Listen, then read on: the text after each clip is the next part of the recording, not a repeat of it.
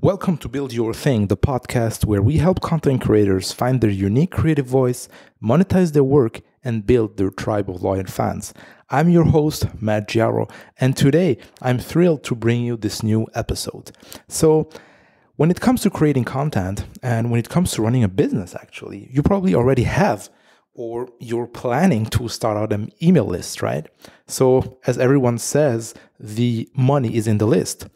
The problem, though, is that it can be really frustrating when you just start creating content, when you're just starting writing those emails. And then you see that, well, you have low open rates and low engagement rates. And today I wanted to share a fix for that. It's a simple fix, but it may take some time to actually implement it. So bear with me for a few moments here.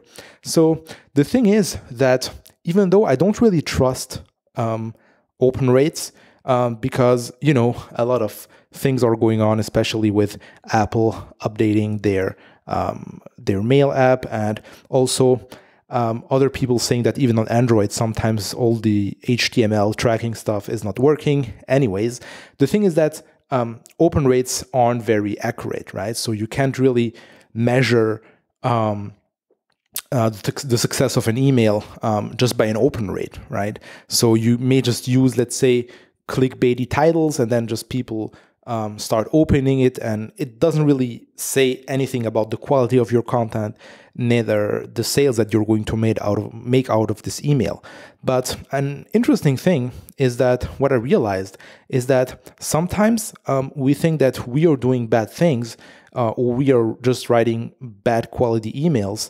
But let's say if you actually do the basics and you do your due diligence when it comes to sending out broadcasts, let's say you're not getting trapped into the promo tab or the spam folder and so on and so forth, then maybe the problem is just with the quality of your opt-ins, right? So maybe you just try to, you don't have the right messaging, or you're just too broad, and thus people aren't really engaging with your stuff, right? So this is why there is an important concept, is to just start qualifying your leads before even they get on your list. And I saw that actually with a little funnel that I set up actually by writing on Medium, is that I just experienced, I don't really know if those numbers are accurate, but on this specific list, I have actually 50+% open rate on my autoresponder sequence, which lasts for the time being 17 days. So not quite bad, right, for an email list. And this number is actually accurate. So because by the time I'm recording this, I managed to get around 900 people on this mailing list. So it's not just giving your numbers with 10 or 20 or 100 people. No, it's actually an accurate number. And the thing is that if you really think about it, people who actually subscribe to this list, I didn't really push them to the list. They actually went on the list by just reading a Medium article, which demonstrates that they have at least a 3 minutes attention span, and then actually pivoting from Medium into my email list, right?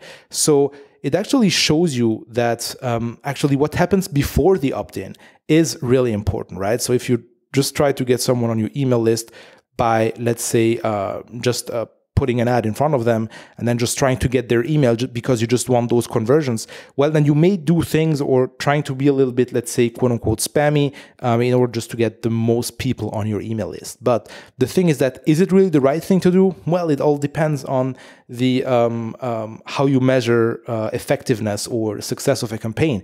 If, of course, you go for the quantity, then this would be a success. But what does quantity means when you don't have the quality, we don't have the sales, we don't have the engagement behind it, right? So it doesn't really make a lot of sense. And the problem, though, is that you can't really fix something that you don't know, right? So you may don't have let's say you may not able to take a step back on your own work, and it's true for anybody, right? It's so hard to it's actually easy to give feedback on someone else's work, but on our work, well, man, it's so tough. And this is why the diagnosis of the problem is way more important than the cure, right? If you know that, well, you have an issue at this specific part in your business, then it's easier for you just to start fixing it. So as an example, let's say if I have a breakdown with my car and I don't know anything about the car, well, it may be a small issue, it may be a big issue, but because I don't understand what the diagnosis is, I'm not able to fix it, right? And same thing, let's say if I have an issue on my gearbox in my car and I don't really know how to fix a gearbox, well, then it's also useless, like, to have the diagnosis, right? So this is why online courses are great, but they lack actually this personalized view and this personalized checkup on your business. And if you want me to help you in actually identifying and just start working out a plan in order to make this work, if let's say you have specific issues in your content creation business, maybe with your workflow, maybe with your sales, maybe with your engagement, then feel free to reach out. I'm going to leave a link to book a free 30 minutes coaching call with me.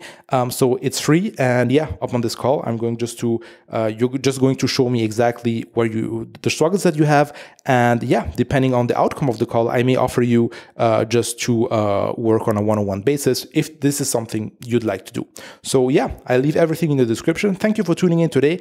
And as usual, subscribe. And yeah, if you appreciate this episode, just spread the word. It will actually help me get more exposure. And yeah, with that being said, as I told you, everything is in the description. And yeah, I see you in the next one.